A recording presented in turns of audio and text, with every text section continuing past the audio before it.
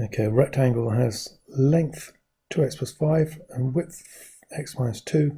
The area is 35, so if I times those together I'll get 35, and I've got to use algebra to find the value of x. I've got to find the size of it, I've just got to find x. 7 marks. Obviously not going to be terribly easy.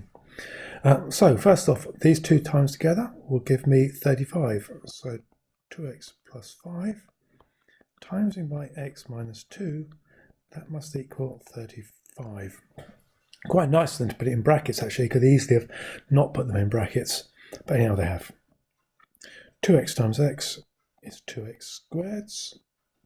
2x times minus 2 is minus 4x. That'll be plus 5 times x will be 5x. 5 times by minus 2 is minus 10, and that equals 35. Tidy this up. 2x squared plus x minus 10 equals 35.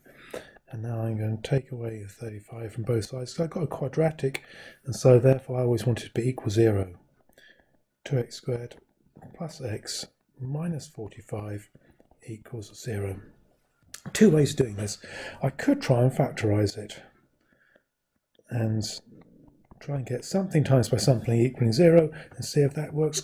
Or I could use the formula, which is x equals minus b plus or minus the square root of b squared minus 4ac all over 2a. And we have to remember that formula.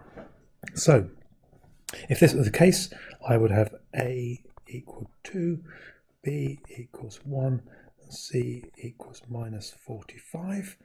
And I'll put it into here, and that'll give me x equals minus b, so it's minus 1, plus or minus the square root of b squared. Well, it's nice here because b is positive, so 1 squared is going to be 1. Okay, and if that had been a minus, say, suppose that had been minus 1, I would still just have written down 1 here because b squared is going to be positive. If b had been minus 3, that would been b squared would be minus 3 times minus 3.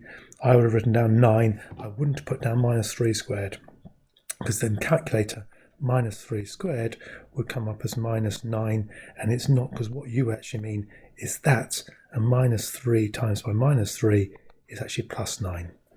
Anyhow, don't need to worry too much about that at the moment. So we got b is 1, so that's lovely. B squared minus 4 times by a is 2 times by c is minus 45 all over 2 times a, that's 4.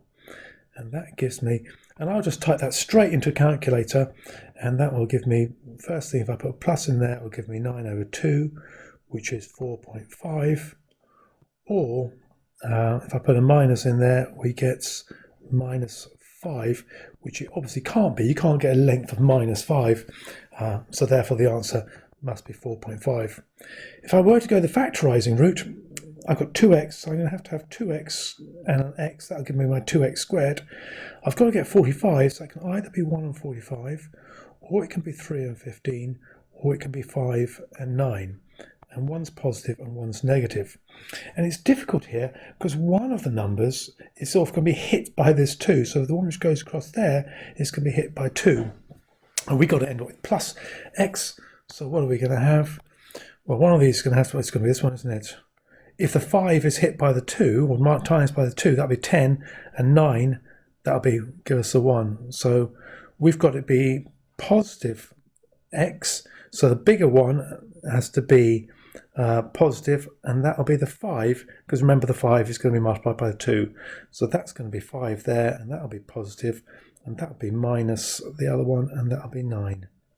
And therefore, that will say either 2x minus 9 equals 0, or x plus 5 equals 0. So 2x equals 9, so x equals 4.5, or x equals minus 5, which it can't do because that's a negative, and we can't get a negative length in here. And it's minus 5 minus 2, that'll make that one minus 7. Crazy talk. So the answer is x equals 4.5, and that's it. And that's 12 done.